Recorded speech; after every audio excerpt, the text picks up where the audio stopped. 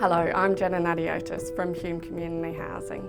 On Census Night 2021, there were 391 people who experienced homelessness in Maitland alone. This doesn't just impact the people experiencing homelessness, but the frontline workers who are hearing these stories day after day and do not have solutions. We need real solutions to the housing crisis in Australia to ensure that homelessness is rare, brief and non-reoccurring. We pay our sincere thanks and respect to the people who are sharing their story today with us.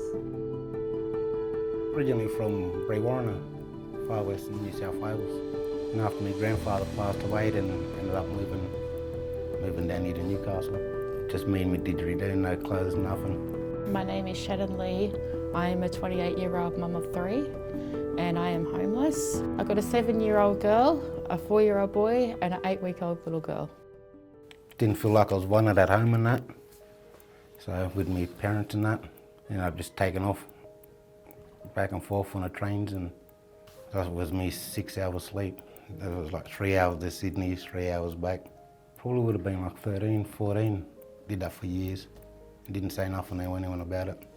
Tried families and that, but yeah, nothing. No one didn't want me around, so. I was on the methamphetamines, I was on weed, you name it. That way I could get out of reality. Well, that resorted to me then having to leave my mother's home because my mother took care of my little boy from there on. I don't want no barrier, like especially being an Aboriginal person. My mate ended up giving me a room at his place for about a month. Couldn't stay there because I didn't want to stay there at anyone else's house. So I ended up just going back doing what I was doing on the trains. Yes, there you go. He knows I love him. It's my sis. It's my sister. Been there through thick and thin together. No matter what. Yeah. Friends, I didn't really want them to know much about what was going on. They do know now and they are very understanding, and they basically said, why didn't you let us know beforehand? We could have helped you. And I was like, I didn't want you guys to know because I was embarrassed about it. I don't really talk to many of my family members, except of my mother and my sister. I just basically tried to stick it out on my own. It was mainly just a couple of footy mates and my sister Shana. Yeah, like, just give them a message and see how they going and that, and yeah, just communicate with them. I'd only talked to probably like 3 people. But out of the 3, there was only one person that knew I was homeless. Yeah, and it was my mate I played footy with.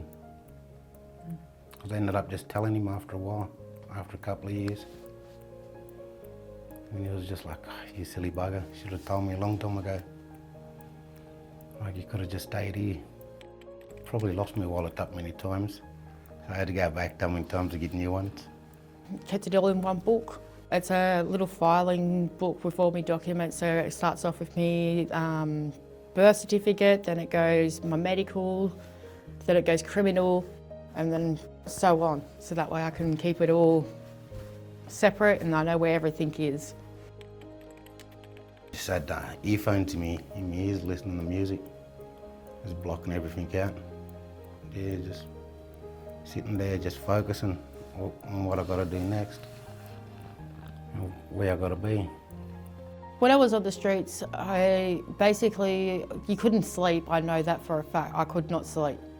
I was looking like going like this, basically looking everywhere, making sure, even from behind, that no one was going to come and attack me, and like even a strange dog, you don't even know. I had no blanket. I just basically had the clothes on my back at the time and my bag full of other little bits and pieces I needed. Oh, didn't really eat much really, but he had a bit of fruit and sandwich here and there. Before I even got on the drugs, I was a size 16 and I went down to a size 6 in women's. And when you do get to eat, it's a big pleasure. It's like a present, a surprise. Yeah, my kid, I had to get them back. Everything I do is for them. When I fell pregnant with my daughter, my youngest daughter, when I fell pregnant with her, that's when I thought, nah, something's got to give now, we've got to change. Because of the drugs being gone, I'm now in a refuge with my daughter. She's my little guardian angel.